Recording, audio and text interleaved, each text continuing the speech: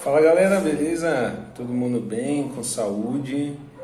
A família de vocês, tudo bem? Espero que sim. A gente está retomando nossas aulas aí após um período de recesso, né? Outra semana vocês receberam as atividades de acompanhamento de aprendizagem, né? Teve uma semana de revisão de aulas, então já tem alguns dias que não enviamos aulas para vocês. Mas agora a gente está retomando, né?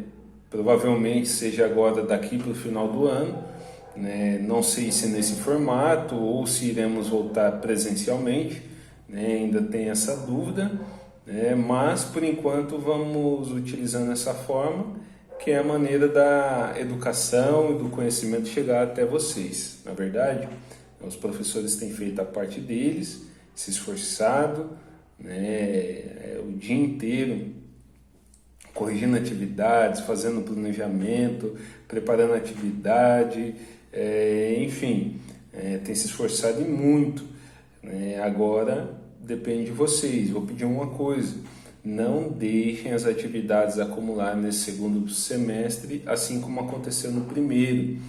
Teve gente que até agora não enviou nenhuma atividade.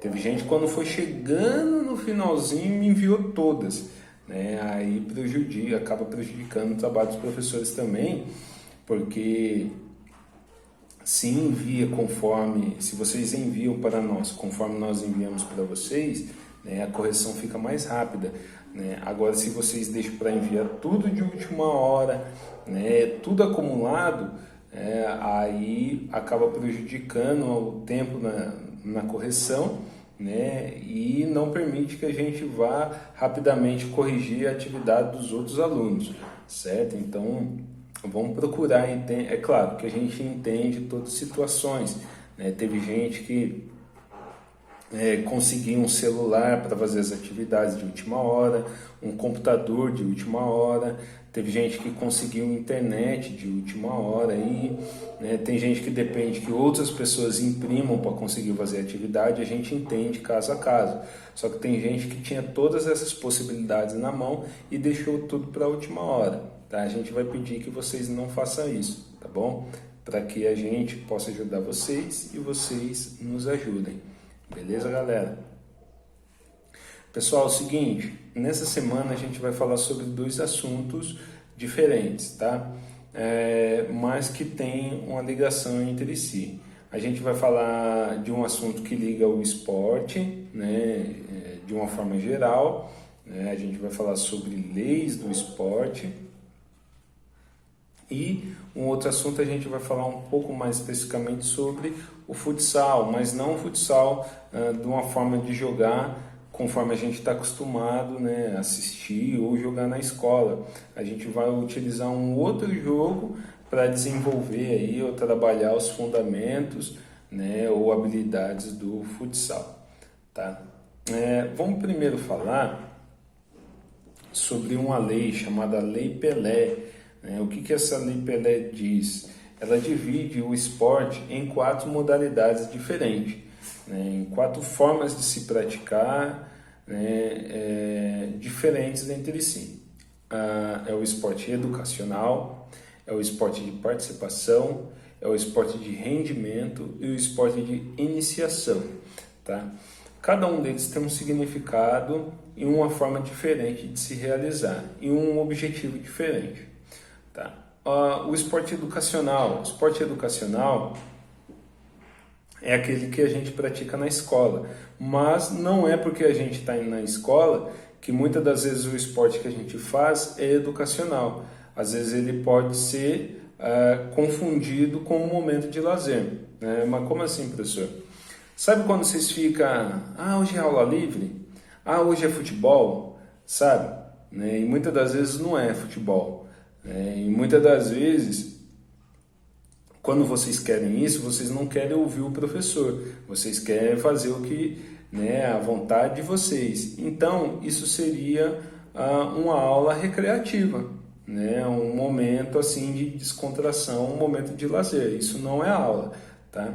O que seria um esporte educacional?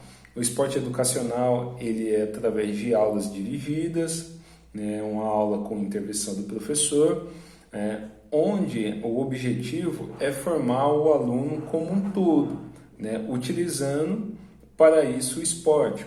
Por exemplo, no bimestre passado a gente aprendeu basquete, só que a gente não aprendeu simplesmente pegar uma bola e jogar na cesta, né? A gente aprendeu as regras do basquete, né? A gente aprendeu a origem do basquete, que nasceu nos Estados Unidos, através de um professor de educação física canadense chamado James Naismith, né? Então, só nisso daí a gente já falou de história, né? Da história do esporte, a gente já falou de regras. Quando eu falo de regras, por exemplo, e eu peço para você escrever as regras, vocês já estão trabalhando habilidades da língua portuguesa, né? De ler, escrever, interpretar, né? A gente falou aí já de países, né? Dos Estados Unidos, do Canadá, ou seja, a gente já trabalhou a geografia também, né? Então, eu não trabalhei somente uma forma de se arremessar uma bola na cesta, não. Eu já trouxe para vocês informações, né, do qual você pode gerar conhecimento, a partir até de outras disciplinas, né, como história, geografia, português, enfim. Mas muito além disso, eu estou dando a oportunidade para vocês de conhecerem um esporte que talvez muitos não jogaram, né, que é o basquete, né? Infelizmente não temos a oportunidade de estar na escola, numa quadra, né, mas vocês têm a oportunidade de conhecer, de fazer um arremesso, né, se vocês jogaram na casa de vocês, de fazer um drible, né, que nem no basquete, que é quicar a bola, né, de fazer um passe diferente, um passe de peito, né, um passe por cima da cabeça, enfim. E formar também um cidadão, né, através do esporte, onde o esporte eles nos ensina regras, né, e as regras não são algo somente especificamente do esporte. A regra existe para a vida. Na casa de vocês existe regra, na rua existe regra, na escola existe regra. Mais tarde, quando vocês forem trabalhar, vai existir regras também, o qual é necessário que a gente cumpra essas regras, né, para não tirar vantagem de ninguém e para que o jogo possa fluir aí livremente, né, porque se não tiver regras não tem jogo, certo? Além do respeito ao adversário, né, o meu adversário ele é necessário, né, ele é tão importante porque se ele não tiver não tem jogo, se não tiver jogo não tem aprendizagem, né, não tem conhecimento, certo? Então o respeito ao adversário acima de tudo, né? Além do que a questão da solidariedade, né, que a gente aprendeu aí através do rugby, o respeito, né, ao adversário, ao companheirismo, né, tanto com o adversário quanto com os meus companheiros, na verdade, de time. Tudo isso eu consigo aprender por meio do esporte educacional. Ele forma a pessoa como um todo. Outra coisa, o esporte educacional ele é para todos. É para o alto, baixo, rico, pobre, gordo, magro, é para o deficiente visual, é para aquele que é cadeirante, é amputado, enfim, é para todos. O professor ele tem que ter estratégias para que essas pessoas também que visualmente não têm condições de participar, para que eles possam participar também, né? Às vezes você olha uma pessoa e fala assim, como que essa pessoa pode jogar com a gente? Mas a gente tem que criar formas dela poder jogar. Ela também tem o direito de aprender, né? E de aprender um esporte também, junto com todas as pessoas que estão ali dividindo a sala de aula com ela. Tá? Esse é o esporte educacional. Existe o esporte de participação. O esporte de participação ele está mais ligado à saúde, à qualidade de vida, né? A questão de querer aprender algo, né, para benefício da saúde. Por exemplo, a pessoa olha no espelho e fala assim, nossa, eu estou um pouquinho acima do peso, preciso perder peso, vou fazer o quê? Vou me matricular numa academia de luta para que eu possa aprender, né, para que eu possa ir perder um peso, para que eu possa ter qualidade de vida, eu vou fazer uma caminhada, uma corridinha leve, enfim, sem o compromisso, né, de estar todo dia ali, ele tem um compromisso com a saúde dele, né? Existe um esporte que ele está, ele vai na contramão, né, do esporte educacional e do esporte de participação. Por quê? Porque o esporte educacional, ele atrai as pessoas, ele chama as pessoas, ele agrega as pessoas. A gente vai falar agora do esporte de rendimento. O esporte de rendimento, ele separa as pessoas, ele separa os bons dos ruins, né? Os bons, aqueles que têm muita habilidade em um determinado esporte, dos ruins, né? Aqueles que não têm tanta habilidade para um determinado esporte. Eu, por exemplo, eu posso me considerar uma pessoa ruim no futebol, né? Apesar de gostar, apesar de muitas das vezes ter jogado, mas eu não tenho tanta habilidade assim. Por quê? Eu não tenho uma condição genética, apesar de já ter treinado já, né? Mas não desenvolvi tanta habilidade assim. Tem gente que, né, muitas das vezes nem treinou, nunca participou de uma escolinha de futebol, mas ele jogou na rua, ele jogou na escola e é uma pessoa boa para se praticar determinado esporte, né? Isso está ligado à genética, né? Mas o esporte de rendimento ele vai muito além do que isso, né? O esporte de rendimento, o que é? Ele exige muito da pessoa, né? Ele não está ligado à saúde, assim como o esporte de participação, por quê? Porque ele vai exigir o máximo da pessoa. E quando eu dou o máximo, sempre, todos os dias, né, eu estou muito propício a lesões, né? A lesão muscular, lesão óssea, lesão ligamentar, dos ligamentos, lesão dos tendões, né?